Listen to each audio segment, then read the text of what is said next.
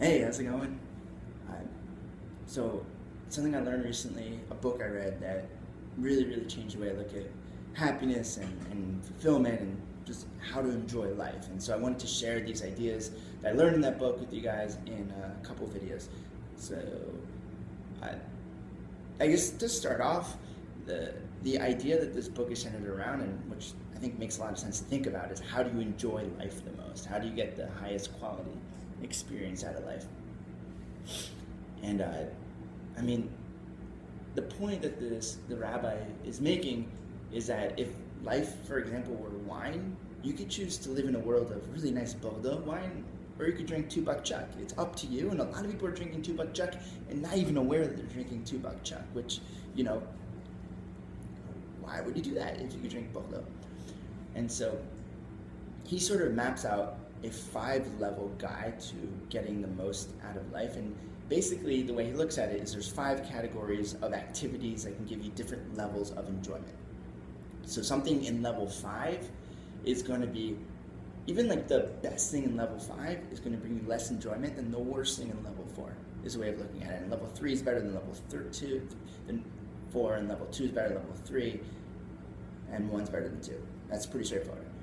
And so today I kind of wanted to talk about what level 5 looks like. So it's still going to bring you happiness, but compared to the other levels, it's going to bring you the least amount of happiness. And so all these ideas come from a guy named Rabbi Weinberg, who is the founder of Aish. Aish is incredible. If you haven't heard about it, look at them. They're awesome. They do great outreach, and they really know how to connect to people. And so level 5, according to Rabbi Noah Weinberg, is everything that's physical, material. So things like good food are like level 5 pleasures, or nice clothes, or cars, or nice homes, warm weather. All these things that affect the physical material world fall into that category. So I think everything I said so far is pretty straightforward. I don't think I shared anything new. The thing I'm about to share now, this is what is worth paying attention to, because it's how do you get the most enjoyment out of those things that fall under the level 5 category, which is a lot of the things that we chase in our life, like nice houses and good food and other physical material things. And so there's 2 things you need to really think about. The first is this concept of awareness. The way you get the most enjoyment out of something physical, material, is just being hyper aware of it. So I don't know if you've ever seen people who hear music and just cry out of happiness, or just really get into the music. They go to a concert and they're so happy. And they're happy because they're paying attention to, maybe the beautiful sounds that the violin is making, or the voice of the singer, or the smooth flow of the rapper. They're really aware. They're noticing details that, for example, I'm not noticing when I'm listening to music when I'm working, because I'm just trying to block out noises. So I'm not getting that much enjoyment of the music that I'm listening to just to block out the background noise, because I'm not focusing on the details. So if you train your mind to be aware of physical and material pleasures, then you'll get a lot more enjoyment out of them. I think this makes sense. If you're eating chocolate and you're noticing the flavors that erupt on your palate, or you're noticing the different fruits that you can taste in a glass of wine, you're going to get a lot more enjoyment out of it because you're training yourself to become aware. So that all makes sense. Now, there's another idea that I heard from a different rabbi, or in one of his talks, and the guy's name is Victor Miller. He's awesome. If you guys haven't heard of him, check out his stuff. And he says that a way to cultivate a greater amount of awareness and appreciation of things in the physical and also other worlds, but for level 5 pleasures, let's keep with that, is to know more about those things. So he talks about if you only understood how amazing the wind is, like the role that it plays and the science that goes behind a wind, then when you feel a breeze on a day, you're going to appreciate it even more.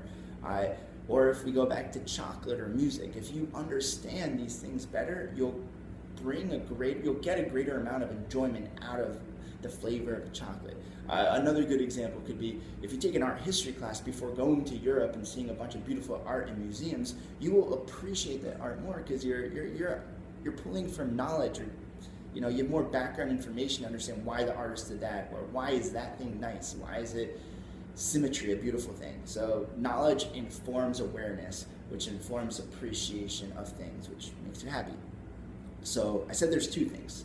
So the first thing to really appreciating level 5 pleasures and getting the most enjoyment out of them is just to train yourself to become aware and to learn about those things. The other thing is more of a thing to watch out for, kind of like the curse of the level 5 pleasure, and that is moderation. You want to be moderate and not go into excesses when dealing with level 5 stuff. So here's kind of a weird story, but when I was in 10th grade, I think, 11th grade, my mom had gotten a wheel of cheese, and it was smoked Gouda, which is a pretty good cheese, and I like cheese a lot.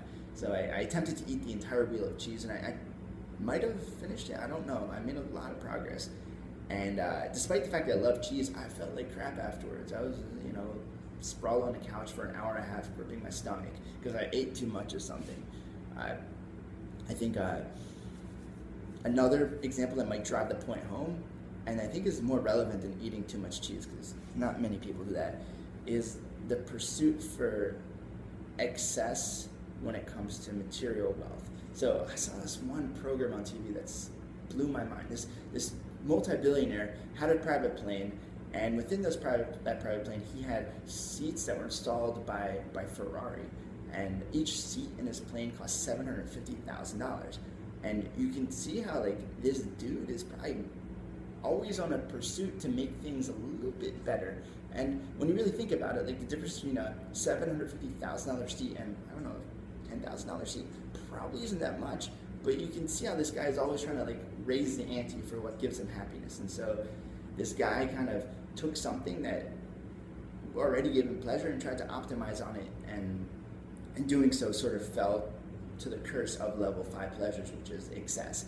So Rob Weinberg says to really aim to think about everything in the level 5 category as something that is like an appetizer. It's not the main course, but appreciate it. Appreciate it, don't take it to excess, and you'll get the most enjoyment out of these things. So I kind of want to end there. It's getting kind of long with the video. I didn't mean to ramble. But the crazy thing is that, we're talking about beautiful music and amazing food and great wine and cheese, obviously. And the crazy thing is thinking about is that there's 4 categories of things that will give you more enjoyment than this level 5 category. So I just want to end here, share this along, and always want to hear what other people think, their own videos. I'm starting this project, but it's only going to be cool if other people share their thoughts. And so Rabbi Weinberg is the man. He inspired me with this, and I'm going to put out a couple more videos about the topic. And thanks for listening.